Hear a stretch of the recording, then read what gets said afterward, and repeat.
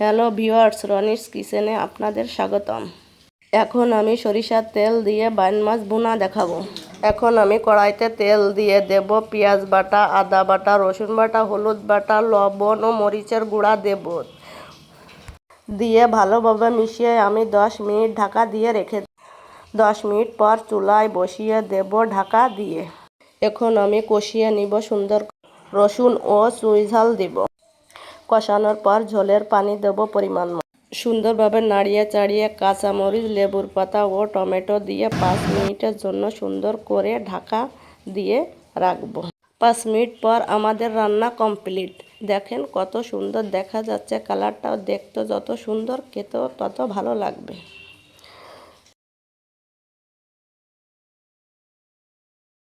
রান্নাটা যদি আপনাদের ভালো লাগে তাহলে লাইক, শেয়ার ও কমেন্ট করবেন। ঢাকা দিয়ে চলে যাবেন।